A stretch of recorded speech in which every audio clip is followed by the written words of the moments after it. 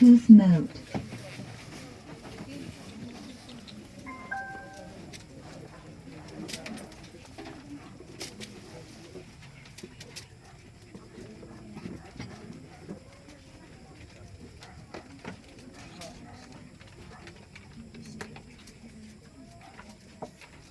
Sound.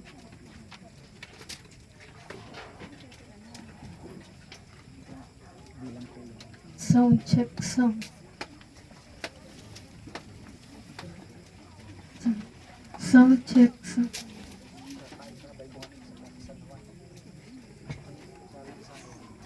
San Juan.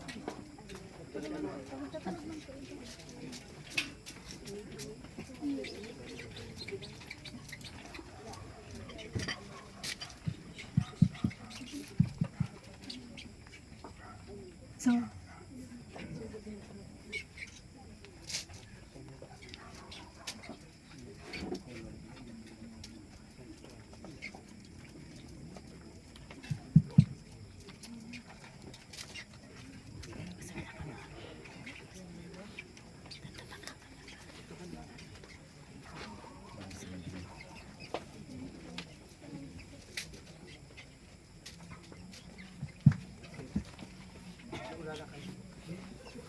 Ang huring pamanggikan sa tong kagurangnan, sarong pagpreparar asin pag-antisipar kan maabot na pagsakit niya.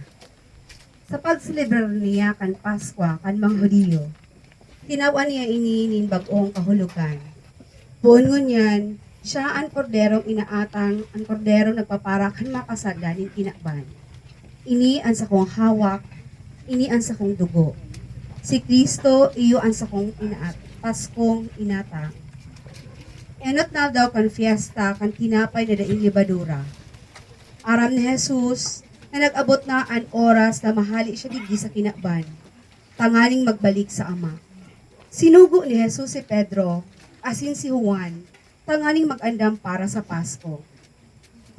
Nakuaninda ang sarong dakulang kwarto sa itaas na may mga sofa, suso ka sinabi ni Jesus. Pag-abot kan oras, nagdumansinda sa inaapod na inandam na lugar.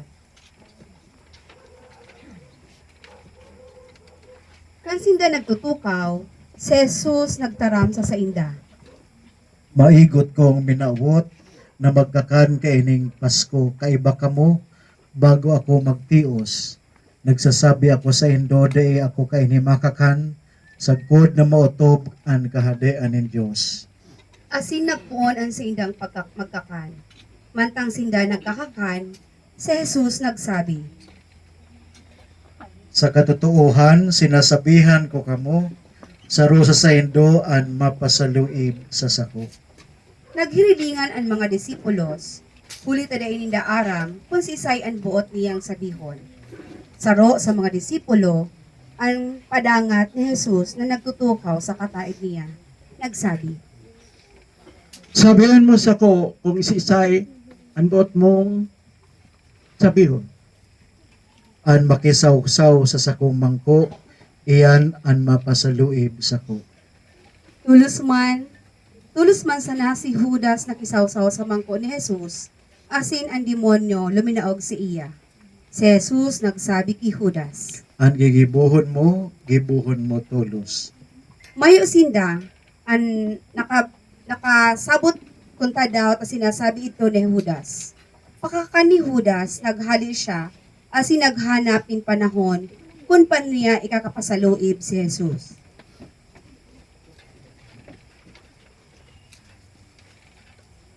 Mantang sinda namamanggi, si Jesus nagkuanin tinapay. Binaak ang tinapay, asin itinao sa mga disipulos na ansabi, Ako asin kakananin dugabos, inian sa kong hawak. Dangan kinuha ang kalis. Nagpasalamat, itinao sa mga disipulos na ansabi,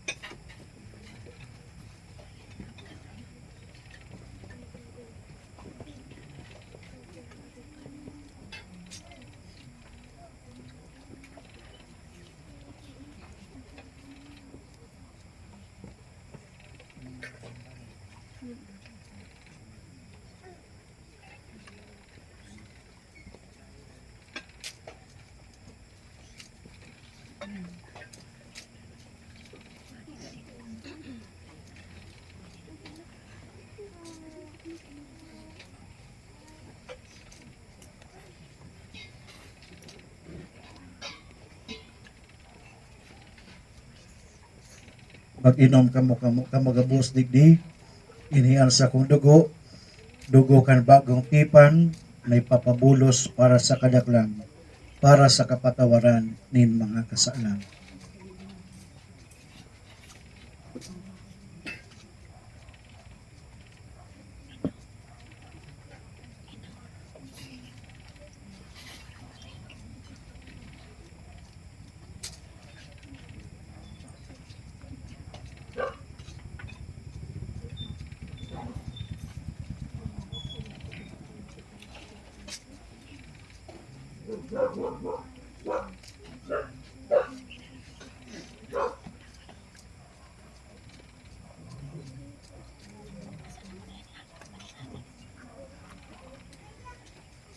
Dangan nagsabi pa sa inda si Jesus.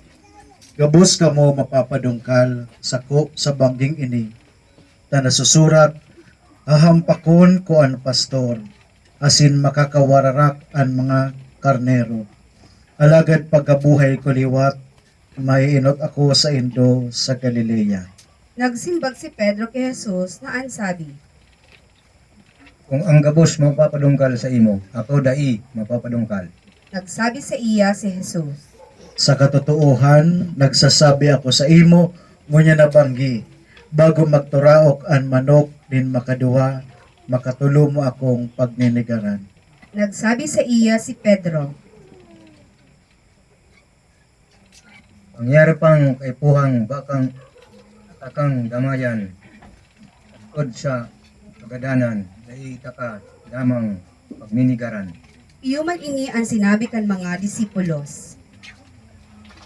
Lakop na ang diklom kan kabanggihan, ipinag-iba ni Jesus si Pedro, Santiago asin Juan, asin ang iba pang mga disipulos sa sarong kakamnan na inaapod Gethsemane, asin dumansinda nagpamigbig. Pagpamibig kan mga apostoles, San Pedro, siya inirepresentar ni Mr. Ramon Serrano Villesa. Si Apostol San Pedro, iyo ang naging enot na pamayo kan simbahan, pakatapos kan pagsakat ni Jesus sa langit. Simon ang inot niyang pangaran. Rinibayan ini ni Jesus kan pangaran na Pedro, tanganing ipahayag na siya ang gapo na pagtutugdukan kan simbahan, saro siyang parasira. Ang sa iyang tugang ni si San Andres, iyo ang nagdara sa iya kay Jesus. Binayaan si San Pedro, ang sa iyang pamilya, ang sa iyang mga rugaring, ang sa iyang trabaho, bilang parasira. Tanganing magsunod kay Jesus, asin maging parasira ng mga tao na dadarahon niya kay Jesus. San Mateo, siya inirepresentar ni Mr. Romel Ilarde Iraula. Sarong para singilin buwis si San Mateo. Habo ang mga tao na makaiba siya, ninhulikan sa iyang trabaho. Alagad, inapod siya ng kagurangnan asin nagbakli siya kan sa iyang pagkabuhay. Binayaan niya ang sa iyang trabaho. Nagsusul siya kan sa iyang mga pagkakasala asin naging dayupot na parasunod ni Jesus. Isinurat niya ang ebanghelyo na nagtataonin doon sa pagkatawo asin man sa paghadi ni Jesus. Santiago I, siya inirepresentar ni Mr. Alex Roman Vargas. Siya aki ni Zebedeo asin tugang ni San Juan. Siya namundag sa Bethlehem, siya ang sa iyang tugang na si Juan nagpahiling ning makusog na kamauutan na magsunod kay Jesus, kaya inapod sinda ng kagurangnan na mga Boanerges, na anbot sa bihon, mga aki ning daguldon. Nasaksihan ni Santiago ang kadaklan kan mga milagro ni Jesus, asin naging harani man siya sa kagurangnan, kan siya nakamati in makuring pagbundo sa Harden in Gethsemane. Inapod si Santiago ni James the Greater. Inhuli ta mas nainos siyang inapod kang kagurangnan kisa ki Santiago na aki ni Alfeo. Santiago II, siya inirepresentar ni Mr. Nestoros Tom sa Balyero, Arabi. Ang ikaduwang Santiago, iyo ang aki ni Alfeo. Sa nagkapirang mga beses, inapod siyang tugang ng kagurangnan, inhulitan sa iyang ina, saro sa mga paryentes na Birhen Maria. Inapod siya ni San Pablo na sarong makusog na harigi ng simbahan. Susog sa tradisyon, naging mahigos siyang obispo ni Jerusalem, asin naging martir pagkatapos niyang palakupon ang kristyanong pagtubod. San Juan. Siya inirepresentar ni Mr. Luis Marmol Balbuena. Si San Juan, aki man ni Zebedeo. Siya ang namumuta na disipulo ni Jesus, beloved disciples. Siya ang apostol na nagpawalat duman sa Kalbaryo pagkatapos na ipako sa krus si Jesus. Inako niya ang kabutan ni Jesus na atamanon niya sa Birhen Maria. Pagkatapos kan konsyelo sa Jerusalem, nagduman siya sa Asia Minor na kung saan inatama niya ang naging ina kan paratubos asin kan bilog na simbahan. Isinurat niya ang ikaapat na ebanghelyo asin tulong epistola. Ninhuli kan sa iyang kadunungan, ipinagsisimbolisar niya ang sarong agila. San Andres.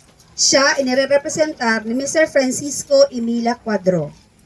Si San Andres, saro man na parasira.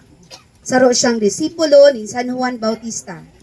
Nagi siyang apostol ni Jesus, asin dinara niya ang sa iyang tugang ni Simon Pedro kay Jesus.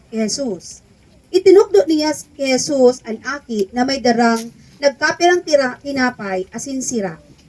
Asin ginibo ni Jesus ang milagro kan pagdakol kan tinapay asin sira. Nagrukyaw siya kan marhay na bareta sa Gresya asin iba pang nasyones bago siya ginadan sa pag-agi kan crucifixion. Ipinako siya sa krus na ekes ang forma. San Felipe.